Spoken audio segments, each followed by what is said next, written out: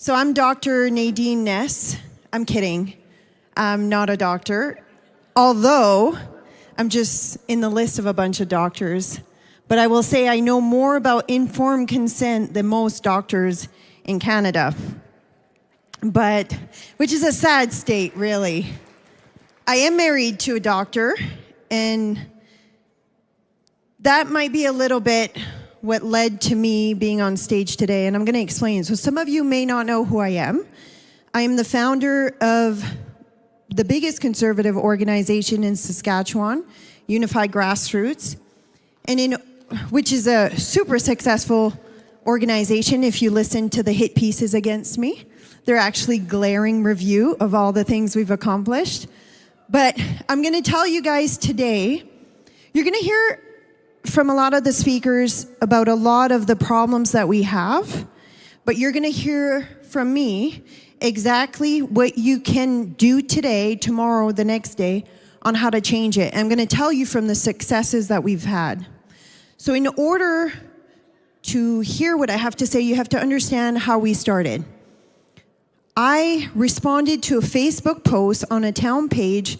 A lady asked, when's the next school board meeting? This was our line. So this was during COVID.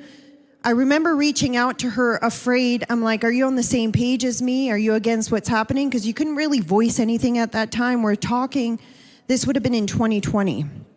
The passports hadn't come in yet, but my daughter was very negatively affected by what was happening in the school. She had OCD and anxiety before COVID started, so you can just imagine how downhill that sent her.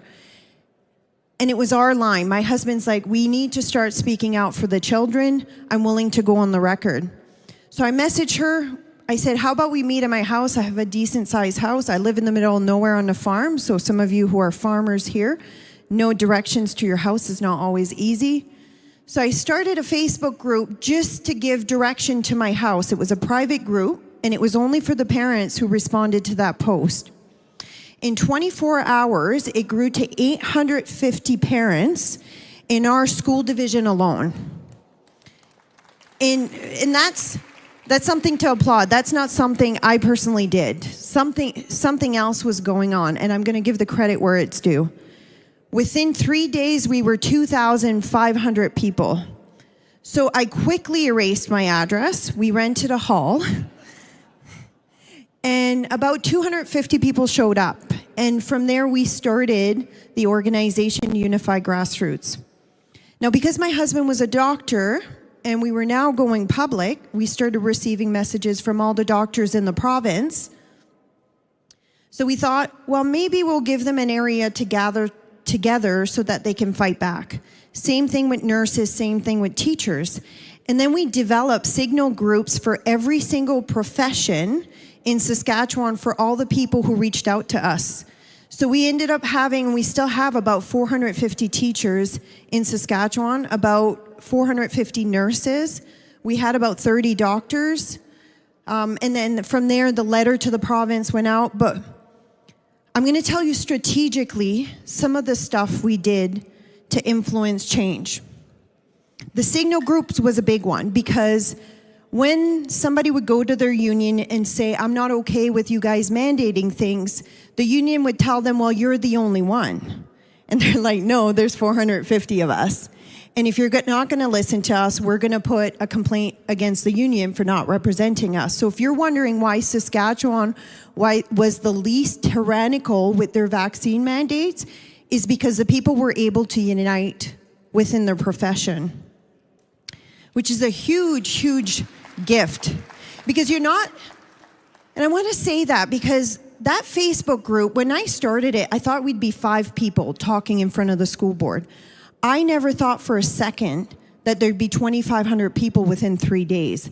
And the school division only has 15,000 children, so 2,500 is a big, big portion of that. It told us one thing: we're not the minority. They want us to believe that we're the minority, so we need to figure out a way to become a very big voice.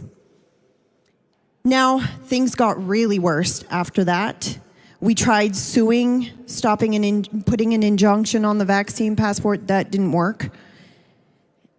And I know psychology. Some of you might not know, I'm a former police officer.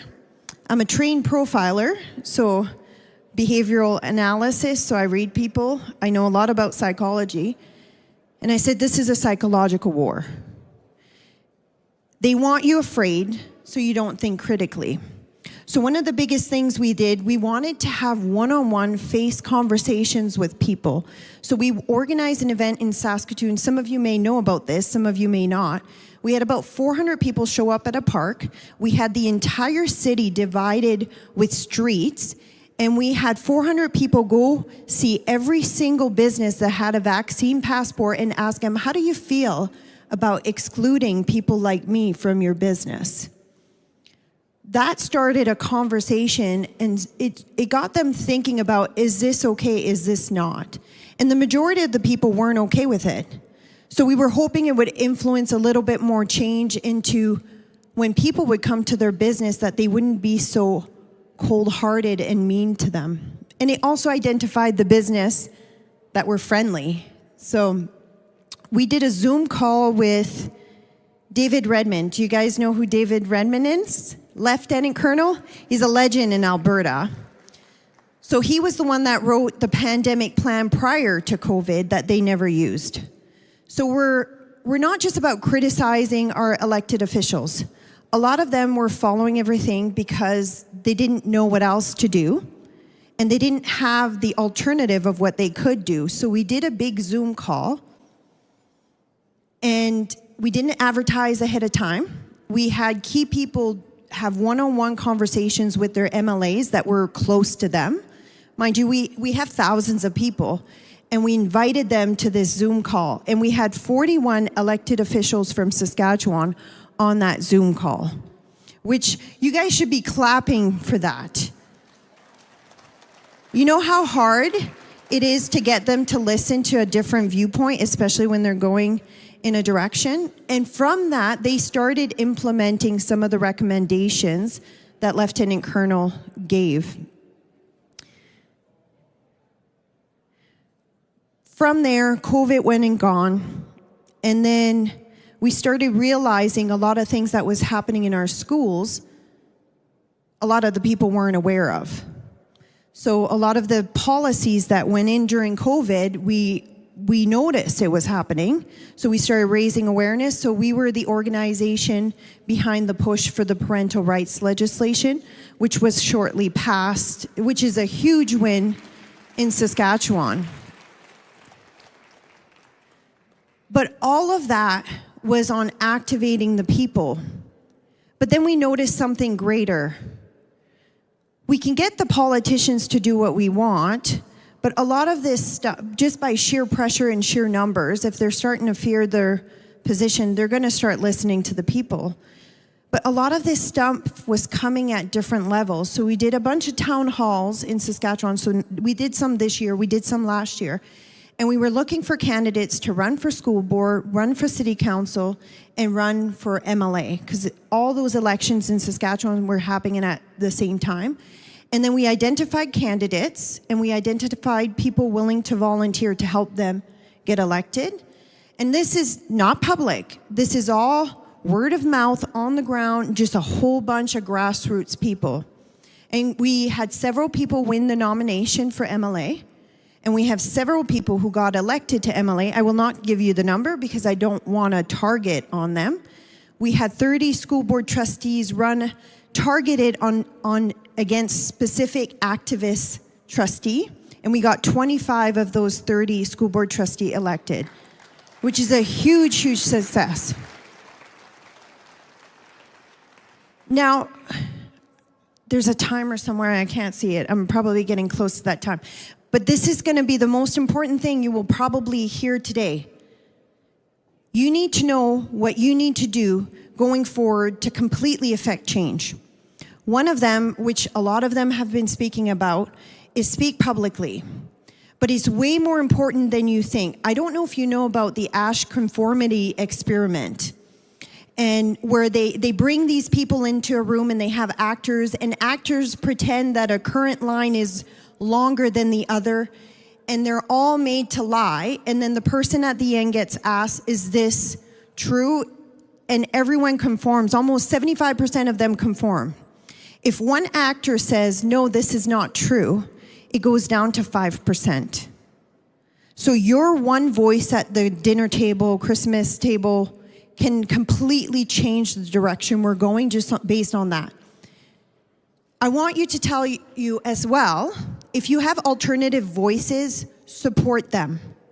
A lot of these people who do podcasts, it costs a lot to produce. A lot of them are not working because they're doing content creation full time. Support those people. We're up against a big machine of mainstream media. We need the alternative, but they don't get funding from the government. And I'm saying this because Clyde is one of those people that I really love, and he needs support. And all of these other ones that create content, if we're going to counter that, we need that support. I'm almost done. Show up at every democratic process. How many of you have voted in a nomination race? Okay, every single hand should be up. Most of you probably don't even know what that is. About 25% went up. We could handpick, we have the numbers, every single MLA, MP, elected officials, if we were willing to show up at nomination races all over this country. And if you don't know what it is, look it up. You can win a nomination race by about 100 to 200 people per riding. And last thing, the second last thing. I'm almost done. Don't become the monster that we're trying to defeat. Don't play by their rules. We don't need to do things the wrong way. Do it rightly.